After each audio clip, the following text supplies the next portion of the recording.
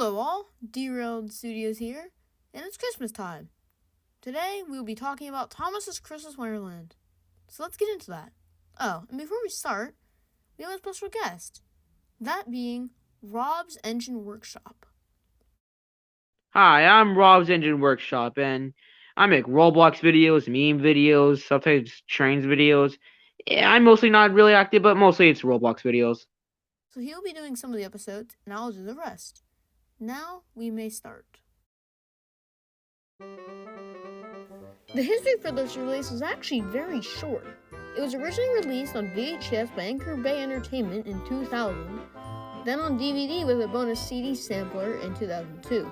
The CD sampler could change per release, with some having Train Yard tracks and others having Thomas's songs and Roundhouse rhythms.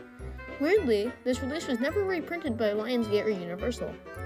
But, with that really short history out of the way, it's now time to talk about the episodes on this release. So first we have snow. After a layer of snow has fallen on the island of Sodor, Thomas is going along the line where he finds Percy, who is stuck, and Thomas complains about him not doing anything. Later, Thomas gets him stuck too. Luckily, Rusty is working nearby and tells him a story. A long time ago, Scarlet was going under a ravine, conveniently by the quarry. On top of the ravine was the quarry incline. That day, the trucks wanted to break loose, and when the wind stopped working, they did. The only problem being that the buffers or the snowbank there did not stop them. They plowed through and slowly started to fall with an avalanche. At the same time, Scarlet was just going under the ravine when he saw the landslide. When the workmen came to help clear the mess, they found that Scarlet had created an igloo using his heat, and the crew were still inside, safe and sound. After the story ends, Thomas was finally freed from the snow. Just then, Gordon to come with the snow machine, covering Thomas up with snow all over again. Then, while blowing steam at the tunnel, Gordon is covered in snow. I honestly think this is a good episode. I think the crash is also good. Anything, in my opinion, with amazing model work is really good in my book. 10 out of 10. Thomas's Christmas party basically follows winter coming on the island of Sodor, and Thomas and Toby are busy taking people and supplies down the branch. We are introduced to Mrs. Kindly, who a year ago saved Thomas from crashing into an embankment. The engines want to repay with a party once their Thomas hat comes in and tells them that a snowfall has trapped Mrs. Kindly in. So Thomas, Toby, Terrence, and later Percy all come to help her out. After clearing out her house, Terrence stays and promises to take care of her cottage. When they return home, the lights are off, making Thomas think the party was cancelled. But then, the lights shine on, revealing the sheds covered in Christmas decorations. The engines and Mrs. Kindly all have a good time after that. This episode is a pretty good way to cap up the season. It has all the characters introduced in the season, and it's a pretty sweet way to end off the season. So yeah, it's a 7 out of 10, pretty good. Thomas and the Missing Christmas Tree.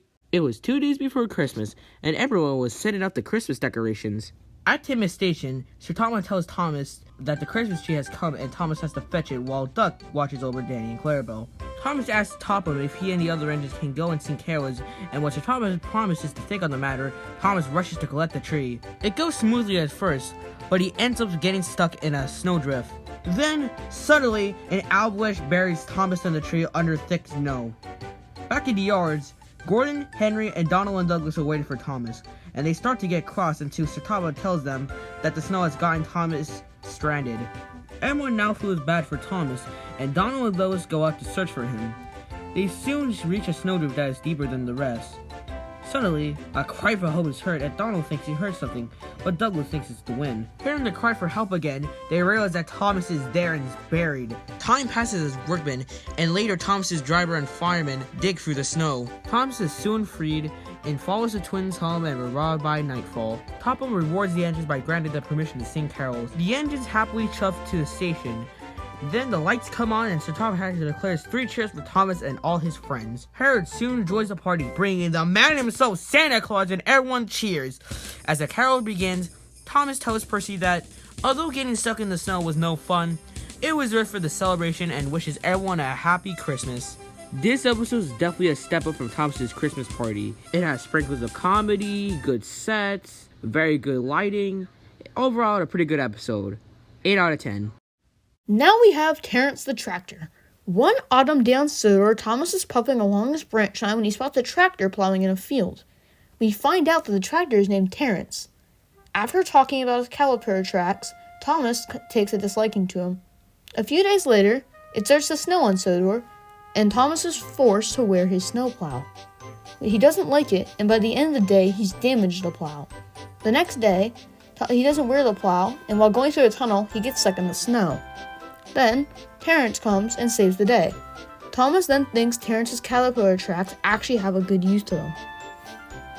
This is actually This is one of season 1's best. I love seeing the snow at the season 1 sets and models, and I just like winter episodes. 10 out of 10. Next is Thomas and Percy's mountain adventure. It's Christmas time on the island of Sodor, and Thomas wants to see all the people in the village so he can wish them a Merry Christmas. But then a blizzard hits the island of Sodor, and Thomas's last mail run is given to Percy. As Percy starts his travels down the line, he gets flagged down and is told that the village is snowed over. So, Percy, with the help of Thomas, Terrence, and Harold, they end up saving the village. After this, the village calls them the best Santa Claus, which Percy finds confusing. So Thomas tells him about Santa Claus and reminds him about his mail cars, so he runs back down the line to get them. Toby then arrives to give the villagers drinks and food. Later that night, the villagers head towards the shed in Henrietta. The next morning, the engines wake up to a surprise. All around the shed, Christmas decorations are around with a Christmas tree in the middle. Okay, so I think it's time I talk about the big elephant in the room. That being the trash, kind of bad American dub. I'm not going to talk about this for a long time, but long story short, the American dub of the episode got changed due to a Thanksgiving special on Chinatown Station. If you want to watch more about this, then go watch the video made by the Unlucky Tug. It's probably better than I would do. And I would give this episode a good rating of 9.5 out of 10. Special funnel followed the events of trucks, and Peter Sam's funnel starts to get wobbly. Stormy weather starts to fall when Rusty is doing his runs. One day, he and the workmen are called to help out with a broken bridge. After a few days, it is repaired and Peter Sam goes over it with a passenger train. Then, they approach a tunnel. While going inside, something hits his funnel and breaks off as they leave the tunnel. They continue, but stop when steaming gets too hard. His driver then spots a drain pipe laying up beside the line, and he put it on Peter Sam. When they return with his train, he gets teased by the other engines. Eventually his new funnel arrives, and he's able to work just as hard as the others, if not better, which they start to get a little jealous of. This episode, despite not being a Christmas episode, deserved to be on this list, and I can see why. It's both funny and amazing to look at. The model sets by David Mitt and the others are really great. It's pretty good. A 7 out of 10. Overall, I would say that Thomas's Christmas Wonderland is truly a wonderful release, with good stories and lots of fun to watch. I would give this release a rating of 9.5 out of 10.